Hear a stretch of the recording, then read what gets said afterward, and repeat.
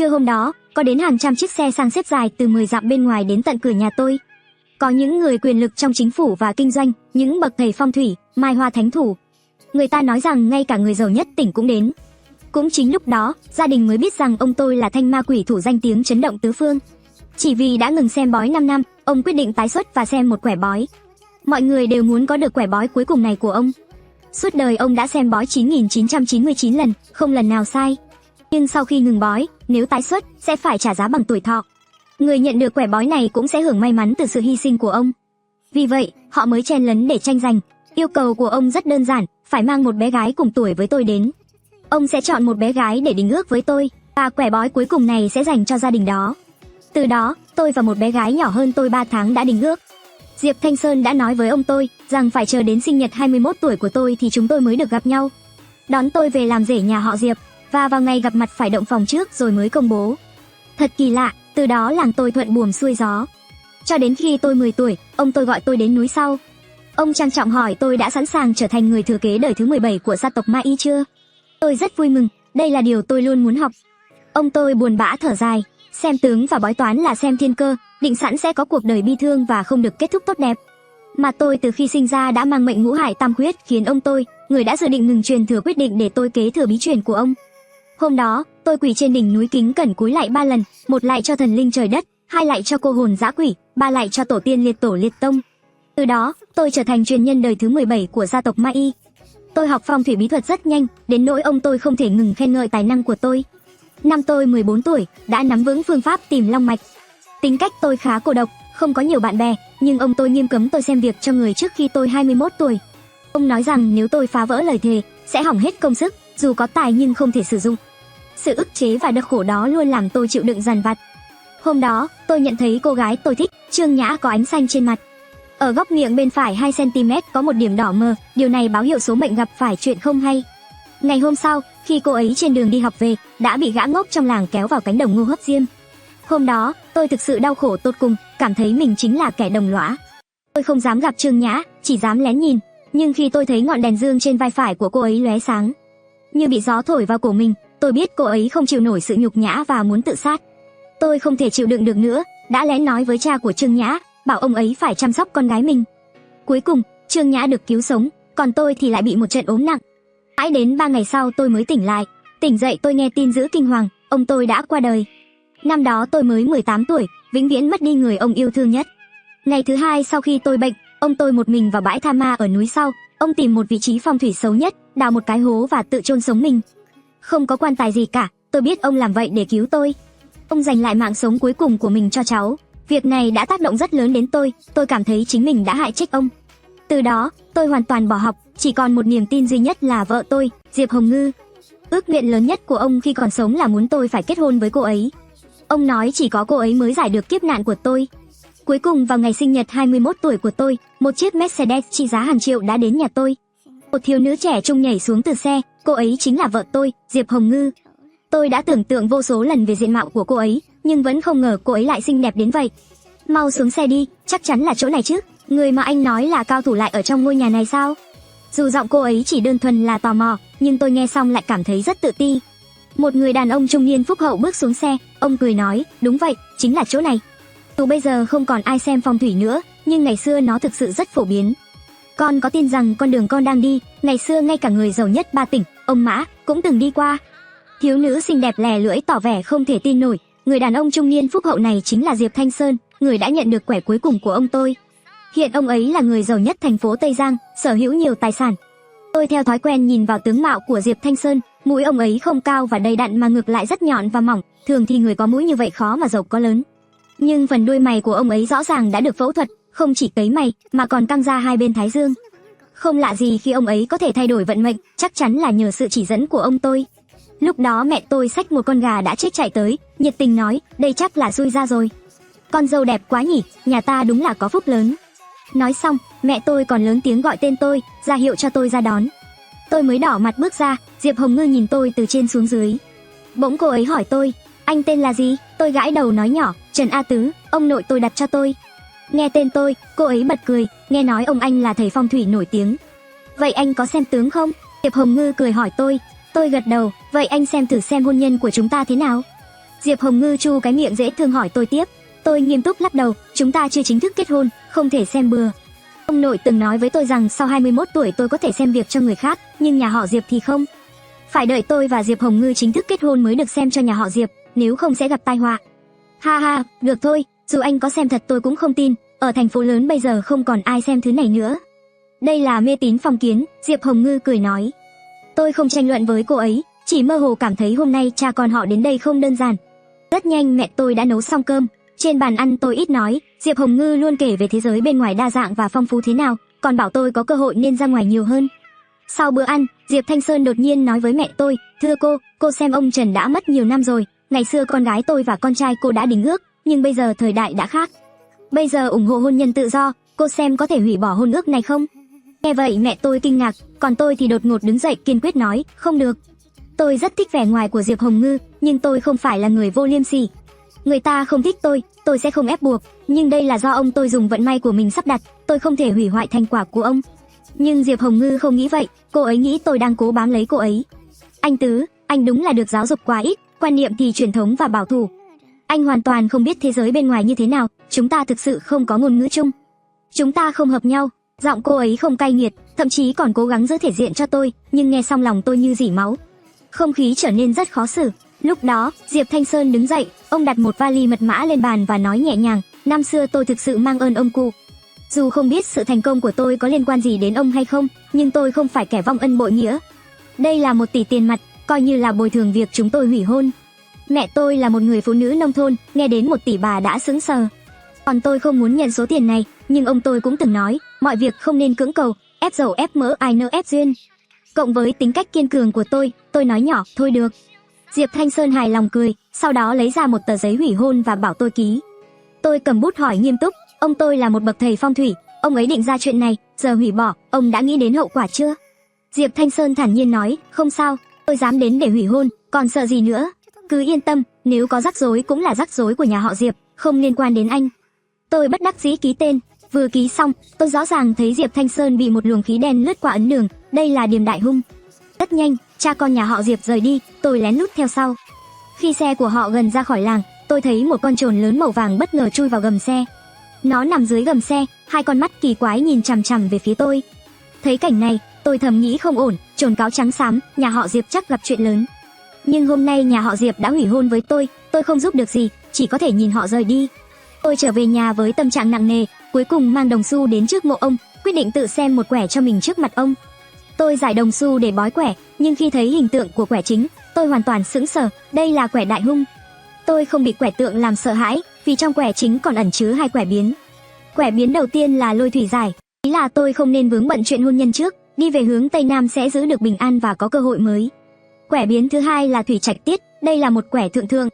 Bách vô cấm kỵ, có thể chém tướng phong thần, nhưng nhìn vào quẻ tượng, tôi phải đi xa, có lòng tin mới có thể nổi danh. Ý quẻ là tôi phải giữ vững tâm trí, kiên định đến cùng, chủ động hóa giải nguy cơ. Bất kỳ thầy phong thủy nào cũng sẽ khuyên chọn quẻ biến đầu tiên, nhưng tôi lại chọn quẻ biến thứ hai. Không phải để chém tướng phong thần, mà để không làm ông thất vọng. Những gì ông sắp đặt cho tôi phải tự tay tiếp nhận. Kính cẩn ba lại trước mộ ông, tôi về nhà thu dọn hành lý, đi đến thành phố Tây Giang tìm Diệp Hồng Ngư. Vừa thu dọn xong, mẹ tôi đột nhiên hớn hở chạy tới, "A Tứ, con không định bỏ nhà đi đấy chứ?" Tôi vừa định giải thích, bà đột nhiên hớn hở nói, "Nhìn con không có tiền đồ gì cả, một cô gái thành phố hủy hôn là muốn bỏ nhà đi. Con mau xem ai đến kìa." Ngoài cửa đứng một thiếu nữ mặc lụa là gấm vóc, cô ấy tên là Tống Miểu Miểu, là con gái của một đại gia làng bên. Tôi ngạc nhiên hỏi, "Mẹ, chuyện gì đây?" Mẹ tôi nháy mắt cười nói, "Tống Miểu Miểu đến để hỏi cưới. Cô ấy muốn lấy con." Tôi há hốc mồm kinh ngạc, tôi nổi tiếng là kẻ xui xẻo trong làng, lẽ ra tiểu tư nhà giàu như Tống Miểu Miểu không thể thích tôi. Bỗng tôi nhớ đến quẻ bói trước mộ ông là quẻ quỷ muội. Lúc đó tôi chưa hiểu sao lại có chuyện nữ theo đuổi nam, bây giờ lại ứng nghiệm rồi. Vì đây là quẻ đại hung, tôi cảnh giác bước chậm về phía Tống Miểu Miểu. Vừa nhận lấy hộp gỗ đỏ từ tay cô ấy, tôi đã cảm thấy cơ thể cứng đờ. Tôi không do dự mở hộp ra, nhìn thấy bên trong tôi sốc nặng. Khóa trường mệnh, ngọc minh châu, quý phi đan, hộp này chứa đầy báu vật gần như tuyệt chủng trên thị trường. Tôi khẽ ngửi, lập tức ngửi thấy mùi xác chết, rõ ràng những thứ này vừa được trộm từ mộ ra. "A Tứ, mau dẫn Miểu Miểu vào nhà ngồi đi." Mẹ tôi thấy tôi đờ đẫn liền nhắc nhở không vui. Tôi đột nhiên tức giận hét lên, mẹ hồ đồ rồi." Mẹ tôi trừng mắt không hài lòng nói, "Mẹ thấy con mới hồ đồ." Mẹ mở to mắt, nhìn kỹ xem cô ấy là ai. Tôi lạnh lùng hét lên và nắm chặt cổ tay của Tống Miểu Miểu, kéo cô ấy ra khỏi nhà. Mẹ nhìn kỹ cái bóng của cô ấy đi, chỉ thấy bóng của tôi rất bình thường, nhưng bóng của Tống Miểu Miểu lại rất kỳ quái. Đó hoàn toàn không phải là bóng người, mà giống như bóng của một con mèo. Đây rõ ràng là bóng của một con trồn vàng. Đây là thứ gì vậy? Mẹ tôi nhận ra và hét lên một tiếng chói tai. Tống Miểu Miểu đột nhiên cứng người rồi bỏ chạy. Tôi nhanh chóng đuổi theo, lập tức dán một lá bùa trấn yêu lên gáy cô ấy. Bất ngờ từ bụi cỏ gần đó nhảy ra một con trồn vàng to lớn, nó nhe răng gầm gừ với tôi vài tiếng rồi vội vã chạy mất. Con trồn trắng này và con trồn ở cổng làng chắc là một đôi. Tôi đốt lá bùa trấn yêu thành tro và hòa vào nước cho Tống Miểu Miểu uống. Chẳng mấy chốc cô ấy tỉnh lại. Đợi Tống Miểu Miểu đi rồi, tôi tìm một chỗ chôn đống sính lễ trộm từ mộ ra. Về đến nhà, mẹ tôi ngồi thẫn thờ trong phòng, bà mới nhận ra tôi giống ông nội. Mẹ, con đường của con thực ra đã được ông nội sắp đặt sẵn, con phải rời khỏi làng. Sau này có cơ hội, con nhất định sẽ về đền đáp mẹ. Tôi quỳ trước mặt mẹ, giọng nghẹn ngào, con phải nhanh chóng lên đường, vận mệnh của con gắn liền với Diệp Hồng Ngư. Con trồn cái trong làng đã hứa hôn với tôi, Diệp Hồng Ngư bên đó chắc cũng gặp nạn rồi. Mẹ tôi cả đời chất phác, ít học, nhưng lúc này lại như người hiểu biết sâu xa, mau đi đi, đừng làm mất mặt ông con. Tôi mang theo hành lý rời đi, vừa bước ra khỏi sân nhà, giọng mẹ tôi vang lên. A Tứ, khi nào ổn định, dẫn cô gái thành phố về cho mẹ xem. Thật ra mẹ rất thích cô ấy, thật tươi tắn. Tôi không nói gì, bước nhanh ra khỏi nhà, hơn 5 tiếng sau tôi đến thành phố Tây Giang. Tôi nhanh chóng đã đến con phố tang lễ. Tôi dạo một vòng, tốn 300 triệu để thuê một cửa hàng. 1 tỷ nhà họ Diệp đền bù, tôi chưa tiêu một xu, đây là tiền ông để lại cho tôi. Ổn định xong, tôi tìm đến nhà họ Diệp theo địa chỉ Diệp Hồng Ngư để lại, nhìn nhà họ Diệp không còn là biệt thự nữa, mà là một trang viên. Tôi xem xét kỹ môi trường xung quanh rồi lắc đầu ngao ngán. Diệp Thanh Sơn nói dối tôi, ông ta không thể không tin phong thủy. Lúc đó Diệp Thanh Sơn và một ông già ngoài 60 từ trong trang viên bước ra. Thầy Thẩm, tôi đã hủy hôn với bên Trần gia rồi, mấy hôm nay sao tôi cứ thấy bất an. Nếu thực sự có chuyện gì xảy ra, anh phải giúp tôi giải quyết đấy. Danh tiếng của Thanh Ma Quỷ Thủ không thể coi thường, tôi sợ ông ta có kế hoạch dự phòng. Diệp Thanh Sơn nói với ông già một cách lịch sự. Ông già nhướng mày, đầy vẻ khinh thường, nếu Trần Ngôn còn sống, tôi sẽ không để anh làm như vậy, nhưng ông ấy đã qua đời, hậu duệ của ông ấy không có tài năng về phong thủy, dòng dõi Thanh Ma của nhà họ coi như đã chấm dứt. Khi Hồng Ngư và cháu tôi định hôn, điều này có lợi cho cả hai gia đình chúng ta. Nếu thực sự có chuyện gì, tôi sẽ giải quyết. Nghe xong Diệp Thanh Sơn dịu đi nhiều, để Hồng Ngư kết hôn với Bách Tuế thực sự tốt hơn là để cô ấy ở bên Trần A Tứ. Hai gia đình chúng ta coi như môn đăng hộ đối. Ông già cười vui vẻ rồi lên xe rời đi. Nghe cuộc trò chuyện của họ, tôi cuối cùng cũng hiểu nguyên nhân của sự việc. Ông già tên Thẩm Sơ Cửu, ông ấy giỏi tìm long điểm huyệt, dù không oai phong như bắt ma trừ yêu, nhưng thực ra dễ kết giao quyền quý và tạo danh tiếng hơn. Thẩm Sơ Cửu có một cháu trai tên Thẩm Bách Tuế, có chút tài năng về phong thủy, say mê Diệp Hồng Ngư. Tôi rất muốn chạy đến nói với Diệp Thanh Sơn, người khác biết gì tôi đều biết, không thể để Diệp Hồng Ngư lấy người khác. Tôi phải nghĩ cách để cô ấy chủ động muốn kết hôn với tôi. Thẩm Sơ Cửu chỉ là một kẻ tầm thường, dám phá vỡ quy tắc của ông tôi, hắn quá coi thường tài nghệ của Thanh Ma Quỷ Thủ. Chỉ cần rắc rối của nhà họ Diệp đủ khó khăn không ai giải quyết được, họ nhất định sẽ nghĩ đến việc để tôi vào nhà họ Diệp để hóa giải. Tôi vừa trở về cửa hàng trên phố Tiểu Phong thì thấy một nam một nữ bước xuống từ chiếc xe thể thao. Đó chính là Diệp Hồng Ngư và Thẩm Bách Tuế. Thẩm Bách Tuế, anh dẫn tôi đến đây làm gì vào ban đêm? Diệp Hồng Ngư có chút không vui nói. Thẩm Bách Tuế cười nói, Hồng Ngư, tôi nghĩ chúng ta sớm muộn cũng sẽ kết hôn, tôi muốn em trải nghiệm trước không khí của giới phong thủy. Diệp Hồng Ngư nhăn mặt khó chịu nói, sau này đừng nói linh tinh về quan hệ của chúng ta, tôi có vị hôn phu rồi. Em nói Trần A Tứ, kẻ ốm yếu đó à? Ông tôi nói hắn là một kẻ vô dụng, chưa từng học phong thủy, và hai người đã hủy hôn rồi. Thẩm Bách Tuế mỉa mai cười lớn. Diệp Hồng Ngư lập tức bĩu môi, tức giận nói, anh nói chuyện cho đàng hoàng, anh ấy không biết phong thủy không có nghĩa là vô dụng. Thẩm Bách Tuế chỉ cười nói, Hồng Ngư, em xem đây là cửa hàng giấy tiền vàng mã, tôi có thể làm cho người giấy sống lại, em tin không? Diệp Hồng Ngư cắt ngang, rõ ràng là không tin, cô ấy đi theo Thẩm Bách Tuế đến cửa hàng giấy tiền vàng mã. Thẩm Bách Tuế có lẽ định giở trò gì để khoe tài, khiến Diệp Hồng Ngư thay đổi suy nghĩ và yêu anh ta. Tôi không thể để anh ta đạt được mục đích, vội vàng theo sau. Thấy Thẩm Bách Tuế cầm một cây bút lông điểm vào mắt của hình nhân giấy. Hồng Ngư nhìn kỹ, tôi sẽ làm cho hình nhân này sống lại ngay. Vẽ mắt cho hình nhân giấy, đây là điều cấm kỵ của nghề làm giấy, rất dễ thu hút những thứ không sạch sẽ. Thẩm Bách Tuế cười nhạt, đồng thời lén nhìn vào thợ làm giấy trong cửa hàng. Tôi thấy cảnh đó liền hiểu ra ngay, chỉ thấy thợ làm giấy lén xé bỏ bùa trên tháp khóa hồn, tôi lập tức thấy một cái bóng đen lao nhanh về phía hình nhân giấy. Hồn ma nhanh chóng nhập vào hình nhân giấy, hình nhân vốn yên tĩnh đột nhiên như bị cơn gió lạnh quét qua bay lên. Diệp Hồng Ngư thấy cảnh này liền giật mình. Hồng Ngư, đừng sợ, có tôi ở đây. Thẩm Bách Tuế giả vờ bình thản, bước ra đứng chắn trước Diệp Hồng Ngư. Hình nhân giấy bay lơ lửng, không ngừng vẫy tay, mắt thì chớp liên tục, miệng phát ra những tiếng cười lạnh lẽo. Diệp Hồng Ngư lập tức chết lặng, cảnh này phá vỡ thế giới quan của cô ấy. Bách Tuế, anh mau làm cho thứ này trở lại bình thường đi, mau thu lại nó, nếu không tối nay em sẽ gặp ác mộng mất. Diệp Hồng Ngư mở to mắt, sợ hãi nói. Thẩm Bách Tuế cười gian, vẽ một phù chú nửa vời trên không rồi đẩy về phía hình nhân giấy. Đồng thời, anh ta liếc mắt ra hiệu cho thợ làm giấy, người thợ lập tức làm một trấn quỷ quyết. Cùng lúc đó, anh ta dán một lá bùa lên tháp khóa hồn để thu hồn ma lại. Tôi cười lạnh, niệm quyết dưỡng hồn, lập tức đánh một tia thần thức lên hình nhân giấy. Làm như vậy, hình nhân giấy này đã bị tôi kiểm soát. Hồn ma cảm nhận được thần thức của tôi, đột nhiên tỉnh lại, nó hét lên một tiếng rồi lao vào Thẩm Bách Tuế, siết chặt cổ anh ta. Thẩm Bách Tuế nhìn cảnh tượng trước mặt, sợ đến ngớ ngẩn. Diệp Hồng Ngư cũng bị dọa, trốn vào góc tường. Nghiệt xúc, không được làm hại người khác. Thợ làm giấy nhíu mày, lấy từ trên tường một thanh kiếm đào đâm về phía hồn ma. Thanh kiếm đào gãy tan tành. Chú Trương, chuyện gì xảy ra vậy? Sao âm linh này lại trở nên hung dữ như vậy? Thẩm Bách Tuế lo sợ nói, thợ làm giấy cũng bối rối. Đã nuôi dưỡng 6 năm, sát khí đã tan biến, sao đột nhiên không nghe lời nữa? Bất ngờ, thợ làm giấy quỳ xuống đất, miệng hét lớn. Tôi sai rồi, cầu cao nhân xuất hiện. Thẩm Bách Tuế nhíu mày không hiểu. Chú Trương, cao nhân gì vậy? Thợ làm giấy quỳ trên đất, vẻ mặt căng thẳng. Chúng ta đang diễn trò, bị cao nhân phát hiện, người ta đang trừng phạt chúng ta. Bách Tuế mau quỳ xuống, nếu không hôm nay chúng ta không yên được đâu. Thẩm Bách Tuế tuy kiêu ngạo nhưng tính mạng quan trọng hơn, anh ta lập tức quỳ xuống. Cao nhân, cầu xin ngài xuất hiện. Hai người đồng thanh nói. Lúc này tôi mới từ cửa bước vào. Diệp Hồng Ngư đang trốn trong góc đột nhiên kêu lên. A Tứ ca, sao anh lại tới đây? Nguy hiểm, mau chạy đi. Diệp Hồng Ngư lo lắng nhìn tôi. Không sao đâu, chuyện này tôi giải quyết được. Tôi nhẹ nhàng nói rồi bước vào cửa hàng giấy. Anh là Trần A Tứ ốm yếu đó à? Không giống như Hồng Ngư nói, thật thà chất phác nhỉ. Thẩm Bách Tuế thấy tôi xuất hiện, lập tức mỉa mai. Nói xong anh ta còn vô thức đứng dậy, nhưng vừa đứng lên, hình nhân giấy điên cuồng tấn công anh ta.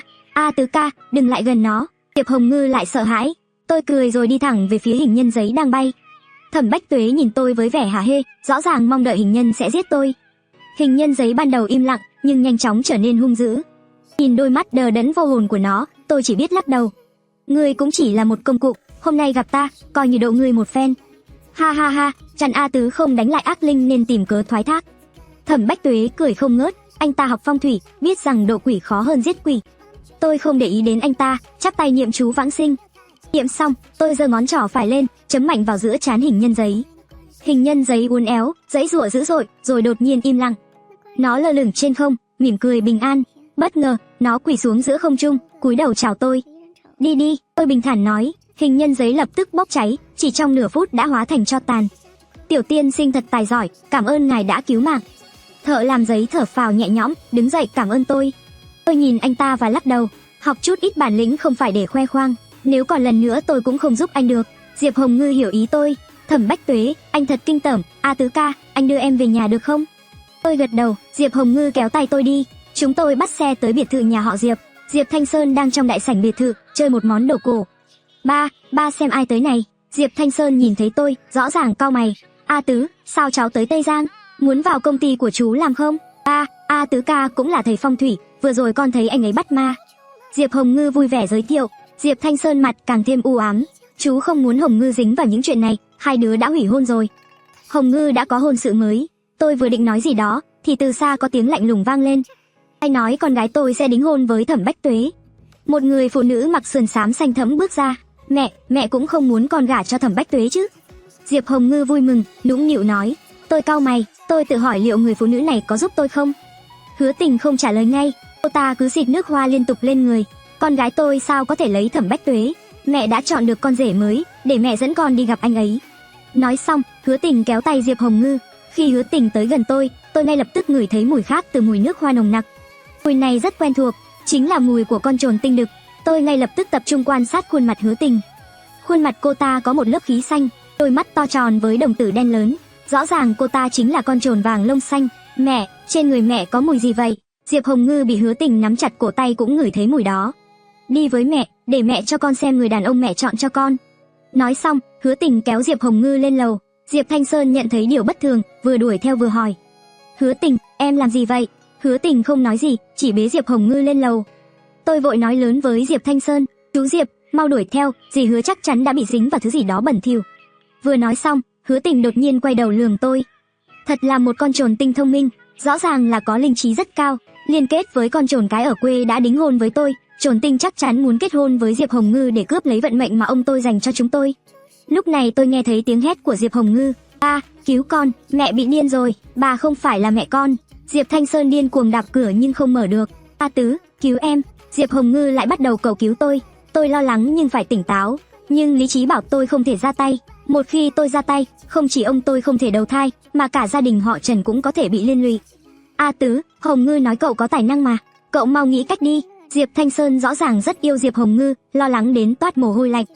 Tôi do dự, bối rối. Nghe tiếng kêu của Diệp Hồng Ngư, tôi quyết định dứt khoát. Nếu không thể bảo vệ vợ mình thì có tài năng để làm gì? Ông nội, xin lỗi ông, cháu bất tài không giữ được lời hứa. Lúc này, từ sảnh biệt thự vang lên tiếng hét giận dữ. Nhiệt Xúc, đừng làm loạn.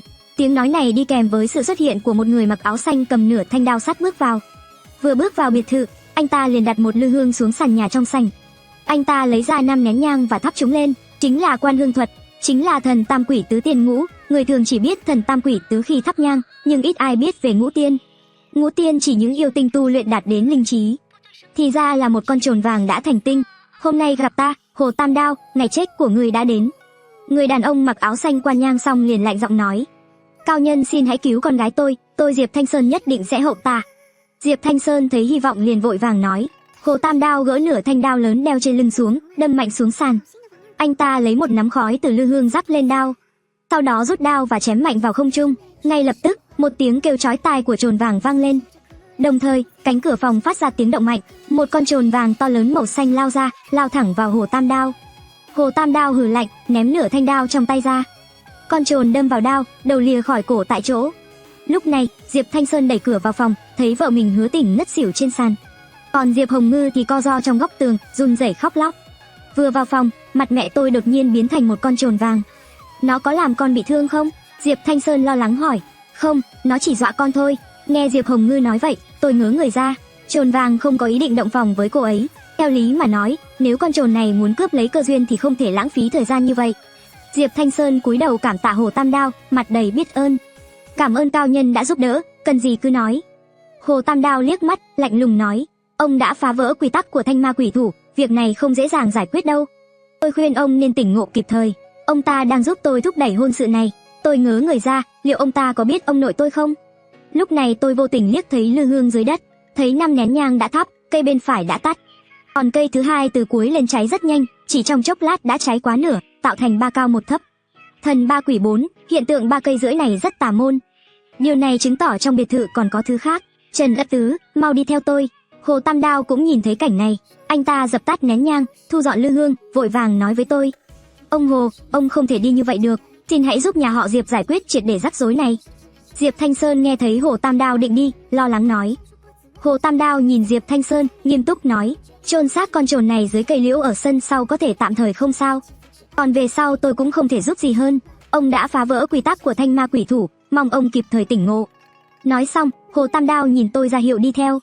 Tôi thở dài, theo Hồ Tam Đao rời đi. Chúng tôi ra đến đường. Trên đường, chú Đao kể rằng khi còn trẻ ông nội đã cứu mạng chú ấy. Giờ tôi gặp nạn, chú phải ra tay giúp đỡ. Tôi nhìn chú Đao đầy nghi hoặc. Chú Đao, hành động của con trồn vàng kia có chút kỳ lạ. Ban đầu tôi nghĩ nó muốn kết hôn với Hồng Ngư để đoạt cơ duyên, nhưng nó lại không làm vậy mà cố ý kích động tôi ra tay. Hồ Tam Đao ngạc nhiên nhìn tôi một cái.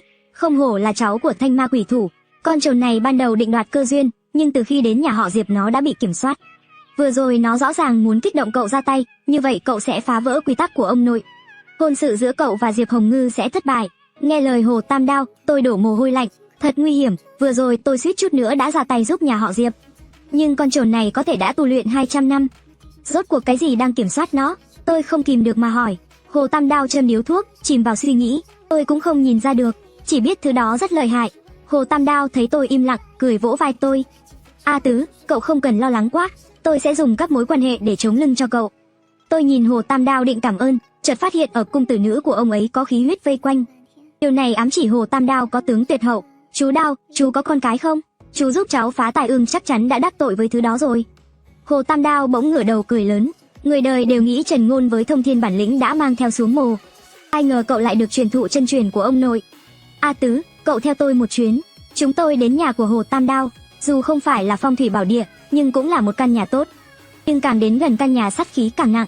Chúng tôi đến cách sân khoảng 5-6 mét, từ xa tôi đã thấy có một vật treo trên sàn nhà. Đi lại gần thì thấy đó là một con rắn chết. Cái chết của nó rất kỳ quái, thân nó cuốn một vòng quanh sàn nhà, cuối cùng dùng đuôi móc vào xà, đầu hướng xuống cuộn thân lại. Nó tự mình siết chết chính mình, giờ tí rắn treo cổ, giờ xử quỷ treo tang. Lúc này vừa đúng giờ tí, không có gì bất ngờ, nhà họ Hồ sẽ có người chết. Giờ Sửu sẽ có âm binh đến bắt hồn, cũng chính là cái gọi là quỷ đến treo tang. Thấy cảnh tượng này, tôi vội nói, chú Đao, vào nhà xem con cái thế nào, để cháu xử lý ở đây. Hồ Tam Đao lập tức xông vào nhà, còn tôi dùng kiếm đào thải xác con rắn xuống. Tôi không đốt xác nó, mà cho vào túi vải, rồi tôi cũng vào sân, thấy Hồ Tam Đao đứng ngơ ngác ở cửa, thân thể cứng đờ. Chỉ thấy cậu bé đang quằn quại trên giường, trông như đang bắt chước một con rắn. Tôi vội đến sờ thử, thấy người cậu bé lạnh ngắt nhưng vẫn quằn quại, thỉnh thoảng còn thè lưỡi. Đồ yêu nghiệt, trả mạng con ta đây. Hồ Tam Đao lại lấy lư hương ra, thắp 5 cây nhang, rồi bắt lấy hương, vùng kiếm chém. Ngay lúc đó bên ngoài có tiếng động rì rầm, chỉ thấy vô số rắn xám nhỏ tràn tới. Hồ Tam Đao mắt đỏ ngầu, cầm nửa thanh đao xông ra, chém giết vô số rắn. Thấy cảnh đó, tôi ngẩn người, quanh đây đáng lẽ không có ổ rắn, sao tự nhiên lại nhiều rắn thế này? Kẻ đứng sau lưng thật đáng sợ, vừa điều khiển được Hoàng Đại Tiên lại điều khiển được đàn rắn. Chú Đao, dừng lại, để cháu làm. Nói xong, tôi lấy ra phù trấn yêu. Ngay lập tức, tôi lấy chuông đồng ra và đọc chú. Giữa 6 cõi, trong 4 biển, yêu nghiệt ẩn náu, một phù tìm dấu. Đọc xong, tôi tung phù trấn yêu. Phù trấn yêu hóa thành một đốm lửa bay đi. Phù bay tới một cây lớn ở xa, chỉ thấy trên cây có một con rắn lớn, trông như một con rồng nhỏ. Con rắn đó rất thông minh, thấy tôi đến liền xuống cây và bỏ đi. Khi nó bỏ đi, những con rắn nhỏ cũng chạy tán loạn. Hồ Tam Đao thấy kẻ đầu sỏ thì muốn đuổi theo, tôi vội kéo Hồ Tam Đao lại. Chú Đao, giết nó không có ý nghĩa, chúng ta còn việc quan trọng hơn cần làm. Hồ Tam Đao dừng bước, cháu nói đúng, chú phải lo cho tiểu binh được an táng. Nói xong, tóc Hồ Tam Đao đột nhiên bạc trắng. Chú Đao, tiểu binh chưa hết tuổi thọ, cháu có thể cứu nó, nhưng sẽ rất nguy hiểm, cần sự trợ giúp của chú. Tôi nghiêm túc nói với Hồ Tam Đao, cái gì, cháu có thể cứu tiểu binh? Hồ Tam Đao nhìn tôi đầy kinh ngạc. Tôi giải thích với Hồ Tam Đao, tiểu binh dù mất hồn nhưng chưa hết tuổi thọ, chỉ cần tìm được hồn phách của cậu ấy, vẫn còn cơ hội hồi sinh. Hồ Tam Đao chìm vào suy nghĩ, chú ấy không giỏi về phương pháp này. Tôi tiếp tục giải thích với chú ấy, giờ tí treo xác rắn, giờ Sửu treo hồn ma, đây là cách giết người tà ác. Vì tiểu binh chưa hết tuổi thọ, nên thứ đó mới dùng tà thuật này để che mắt, có thể khiến tiểu binh thuận lợi xuống âm phủ. A Tứ, vậy tiếp theo nên làm gì? Hồ Tam Đao lo lắng hỏi tôi lắc đầu cười nhẹ. Sau khi người chết, sẽ có âm sai đến bắt hồn. Trước khi âm sai dẫn hồn rời khỏi dương gian, sẽ cho người chết nhìn lại mình lần cuối. Đó là quy tắc không thể phá vỡ. Hồ Tam Đao nhìn tôi như nhìn một kẻ điên. Cháu định cướp lại tiểu binh từ tay âm sai? Tôi thở dài, nếu là âm sai bình thường thì đã tốt rồi. Hồ Tam Đao không phải người do dự, nghe tôi nói vậy, chú ấy cảm kích nói, vậy làm theo lời cháu. Giờ chú phải làm gì? Tôi bảo Hồ Tam Đao chuẩn bị một đèn dầu, 2 gậy sói, 3 tấm tiền giấy và ngâm một thùng nước gạo nếp. Rất nhanh Hồ Tam Đao đã chuẩn bị xong những thứ này. Tôi đo khoảng cách rồi bắt đầu bày trận kinh hồn. Cuối cùng giờ Sửu cũng đến, kèm theo một cơn gió lạnh, ở cửa đột nhiên có dấu chân hiện ra. Rất nhanh, một nhóm bóng đen từ ảo thành thực, chậm rãi hiện lên ở cửa sân. Không ngờ có 2 âm sai đi trước mặc đồ đen, đội mũ quan, tay cầm một sợi xích sắt. Âm sai cao lớn đi sau mang hình dáng nhân mã, tay cầm một cây roi đen. Hồ binh, nhìn lại mình lần cuối trước khi xuống âm phủ. Âm sai lùn nói bằng tiếng người, lắc nhẹ sợi xích sắt. Tôi hít sâu một hơi, nói lớn, âm sai đại ca, có thể cho bạn tôi uống ngụm cháo trước khi đi không? Âm sai lùn lộ vẻ lạnh lùng, âm sai dẫn đường, người sống nhường đường, âm hồn lên đường, mong ngươi mau rời đi để tránh tai họa. Âm sai lùn nói rồi mở miệng, thổi khí lạnh về phía tôi. Người bình thường bị khí lạnh này thổi vào sẽ ngất xỉu ngay. Tỉnh dậy sau đó hầu hết sẽ quên mất gặp quỷ, nhưng tôi đã nâng khí huyền dương lên, đè bẹp luồng khí lạnh này dễ dàng. Thấy tôi không ngất, âm sai lùn hiện vẻ ngạc nhiên. Có thể chịu được khí lạnh mà không ngất, có vẻ như ngươi đã chuẩn bị kỹ lưỡng. Tôi nghiêm mặt nói, âm sai đại ca, bạn tôi Hồ binh vẫn còn trẻ và chưa tận dương thọ, hiện bị tà thuật hãm hại. Tôi nghĩ rằng hắn sống trên dương gian đã không dễ, cho hắn uống ngụm cháo yêu thích trước khi đi, có gì là không thể. Âm sai lùn nhíu mày cảnh báo, người sống không cản đường quỷ, chúng ta là âm sai, dẫn hồn theo luật âm ti. Ngươi là ai mà dám can thiệp? Tôi cười nhạt nói, gia sư là Trần Ngôn, không biết mặt mũi của người có đáng giá một bát cháo. Khi tôi nhắc đến tên ông nội, âm sai lùn rõ ràng khựng lại. Nó quay lại bàn bạc với âm sai nhân mã. Rất nhanh, âm sai lùn nới lỏng xích sắt, đưa hồn phách của Hồ binh đến trước mặt tôi. Mặt mũi của quỷ thủ Trần Ngôn đáng một bát cháo. Lúc này tôi đột nhiên đấm mạnh vào bể nước bên cạnh. Nước nếp trong bể bắn tung tóe. Nghe tiếng bể vỡ, Hồ Tam Đao lập tức thắp đèn dẫn hồn, đồng thời gọi tên Hồ binh. Hồ Binh thấy đèn dầu trong phòng sáng lên, nghe tiếng gọi của cha, chậm rãi đi tới. Hồn phách Hồ Binh, trở lại cho ta. Âm Sai Lùn thấy vậy lập tức quát lớn. Tôi liền đẩy hồn phách Hồ Binh vào thân xác của hắn. Âm Sai Lùn thấy thế thì giận dữ, lập tức ném xích sắt về phía Hồ Binh. Bỗng nhiên một luồng khí mạnh đẩy xích sắt ra, đó là trận kinh hồn đã được kích hoạt. Tên nhóc này, ngươi dám dùng mưu kế bố trận? Âm Sai Lùn giận dữ nhìn tôi trầm giọng nói, đây là trận kinh hồn, nếu các ngươi bước vào sân này sẽ không thể trở lại, hồn phi phách tán. Nghe đến 3 chữ trận kinh hồn, mặt Âm Sai Lùn tối sầm lại. Hắn ngẩng đầu thấy Hồ Binh đã hoàn dương, cộng thêm trận kinh hồn chỉ có thể rút lui không tiến vào, hắn quyết định rút lui. Trần A Tứ, nợ ngươi một món nợ, ngày sau có cơ hội, ta sẽ trả. Tôi nghiêm túc nói với nhóm Âm Sai đang rời đi, tôi sẽ đợi. Âm Sai Lùn nói xong, cả đoàn hồn phách biến mất. Thấy Âm Sai rời đi, tôi lập tức chạy về phòng. Hồ Binh đã hoàn dương nhưng chưa tỉnh lại, phải đợi gà gáy mới gọi tỉnh được.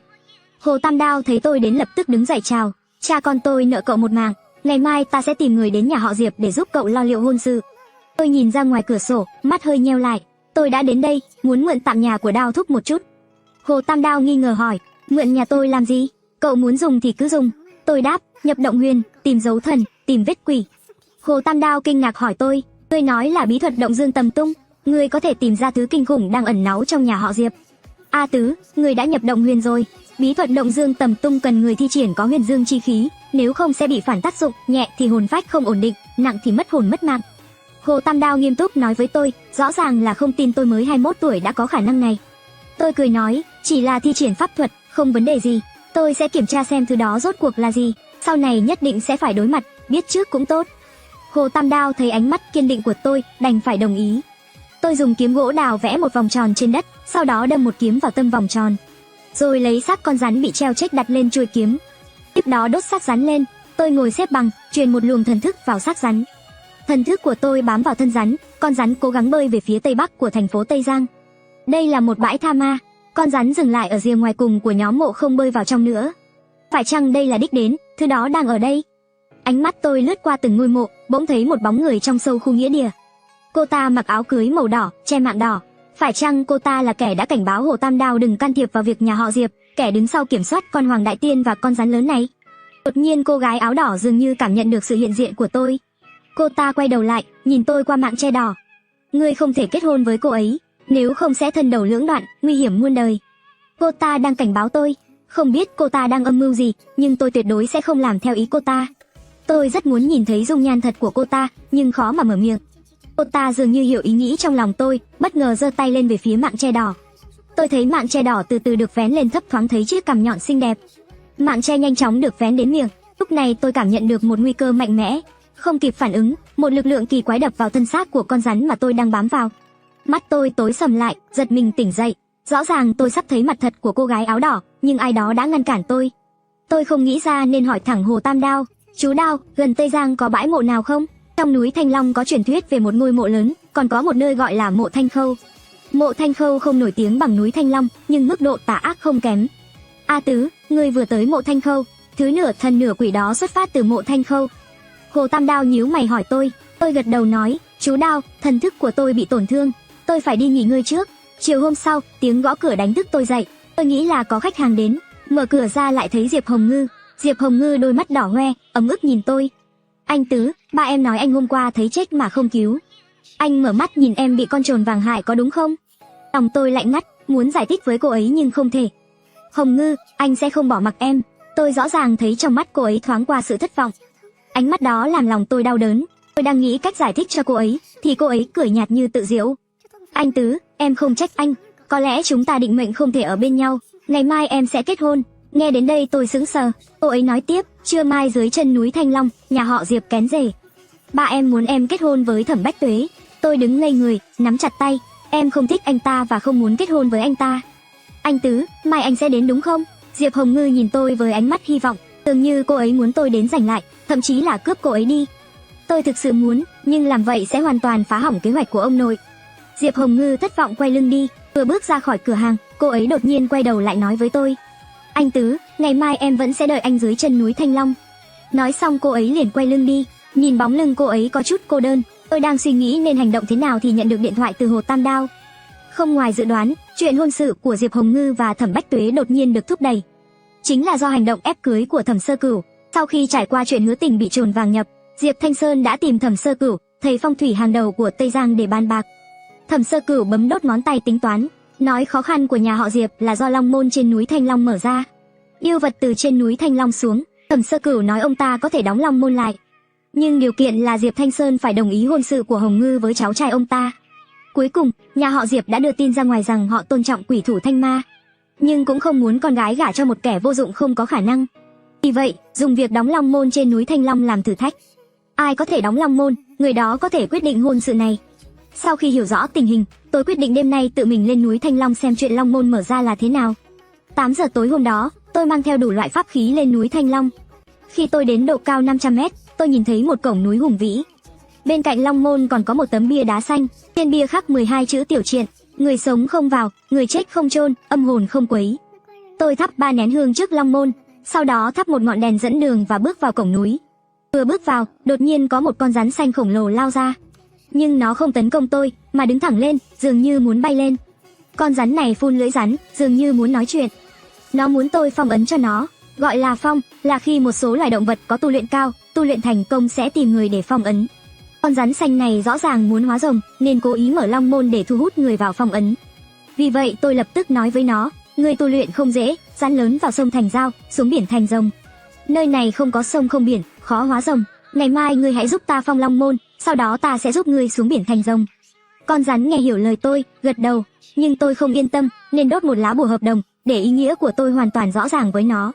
Sau đó tôi mới quay lưng rời khỏi cổng núi. Sáng hôm sau, tôi mặc áo xanh và đội nón lá đến núi Thanh Long. Lúc này dưới chân núi đã tụ tập rất nhiều người. Diệp Thanh Sơn đang chào hỏi các thầy phong thủy này, còn Diệp Hồng Ngư và Hứa Tình thì đứng ở gần đó. Hôm nay, Diệp Hồng Ngư không tập trung vào những thầy phong thủy này, mà thỉnh thoảng lại cúi đầu nhìn về phía chân núi. Thanh Sơn, giờ lành đã đến, chuẩn bị bắt đầu thôi. Thẩm Sơ Cửu, người được mệnh danh là thầy phong thủy số 1 Tây Giang, lên tiếng ra lệnh. Diệp Thanh Sơn gật đầu, chắp tay cảm ơn các thầy phong thủy. Cảm ơn các vị tiên sinh đã nhận lời mời đến đây. Con gái nhỏ của tôi, Hồng Ngư đã đến tuổi lập gia đình. Như mọi người đều biết, nó từng đính hôn với Trần A Tứ, cháu của cụ Trần Ngôn, người được mệnh danh là Thanh Ma Quỷ Thủ. Mặc dù đã hủy hôn, nhưng tôi vẫn kính trọng cụ ông. Vì vậy, tôi muốn cho một cơ hội cạnh tranh công bằng. Ngừng một lúc rồi Diệp Thanh Sơn lại nói, hôm nay, dùng việc đóng Long môn làm bài kiểm tra. Ai đóng được Long môn thành công, có thể đề cử rể hiền cho nhà họ Diệp. Bên Thẩm Sơ Cửu có 7, 8 người đứng đó, đều là những thầy phong thủy có tiếng tăm. Còn bên Hồ Tam Đao cũng có 5, 6 người đứng đó. Giờ lành đã đến, mời các vị tiên sinh thi triển tài năng. Nói xong, Diệp Thanh Sơn cùng với Hứa Tình và Diệp Hồng Ngư đi xuống bậc thang. Lúc này, một người đàn ông khoảng 40 tuổi với khuôn mặt đầy thịt lên tiếng trước. Để tôi, Trương lão nhị, thử xem núi Thanh Long này có thực sự huyền bí như lời đồn không. Nói xong, anh ta tiến đến trước cửa đá, vươn tay kéo mạch, nhưng không làm lay chuyển được Long môn chút nào. Hắn không tin liền bước vào trong cổng đá, rồi từ phía sau bắt đầu dùng lực đẩy ra ngoài. Nhưng cổng đá vẫn không nhúc nhích. Cái cổng quái quỷ gì mà nặng thế, chặn đường cưới vợ của ta. Ta mà có một con dao đồ tể, sẽ giết sạch sinh linh trên núi này. Đồ tể Trương nói lời ngông cuồng, mặt đầy vẻ kiêu ngạo. Nhưng lời hắn vừa dứt, đột nhiên hét lên đau đớn rồi ngã nhào xuống trước cổng đá. Nhìn lại, đôi mắt hắn không ngừng chảy máu, hốc mắt bị móc ra, lưỡi cũng bị cắt đứt. Tất cả mọi người đều hít một hơi lạnh, thật đúng là hòa từ miệng mà ra. Không ai dám có chút không kính trọng nào đối với núi Thanh Long. Lúc này, Hồ Tam Đao bước ra, đặt bát hương trước cổng đá rồi thắp hương, sau đó cúi đầu lạy. Chủ nhân núi Thanh Long, hôm nay mạo phạm, xin lượng thứ. Nói xong, hắn lập tức tiến đến trước Long môn, nhưng không cho hắn cơ hội thi triển, một cơn gió lạnh mạnh từ sau cổng đá thổi đến, đẩy hắn ra xa. Rõ ràng, núi Thanh Long cũng không chào đón hắn. Thẩm Sơ Cửu cười lớn tự tin bước ra, xem ra, cô bé Diệp Hồng Ngư này đã định sẵn sẽ có duyên với cháu trai ta. Nếu mọi người không thể làm gì với Long môn này, thì để lão phu ra tay thôi. Thẩm Sơ Cửu đặt rất nhiều đạo cụ trước cổng, có đồng nữ áo xanh, có núi vàng núi bạc, có lâu đài ngọc bích đều bằng giấy. Nhưng không phải giấy vàng bình thường, mà là giấy bạc hiếm có trong giới phong thủy. Sau khi đốt các lễ vật này, Thẩm Sơ Cửu mới mở miệng. Chủ nhân núi Thanh Long, thần nhân trong quan tài, kẻ hèn Thẩm Sơ Cửu hôm nay dâng lễ vật. Chỉ cầu Long môn đóng lại, bảo vệ bình an. Lời vừa dứt, đột nhiên từ núi Thanh Long bốc lên một đám mây đen. Gió lớn nổi lên, dường như sắp có mưa bão. Mọi người vui mừng, trời giáng dị tượng, nghĩa là có phản ứng. Rất nhanh, mưa to làm ướt hết các lễ vật của Thẩm Sơ Cửu. Dù Thẩm Sơ Cửu có bản lĩnh cao siêu, khi thấy cảnh này cũng hoảng sợ, vội vàng cúi đầu lạy. Xin lỗi, đã làm phiền. Lại xong, hắn lập tức đứng dậy. Chủ nhân núi Thanh Long không chào đón chúng ta. Nói xong, hắn nói với Diệp Thanh Sơn, Hôm nay không tiện đóng long môn, nhưng chủ nhân núi đã nói không làm khó chúng ta. Về nhà có thể chuẩn bị hôn sự cho Hồng Ngư và Bách Tuế. Nghe vậy, Diệp Thanh Sơn vui mừng nói, trời giáng dị tượng, vậy chúng ta xuống núi thôi.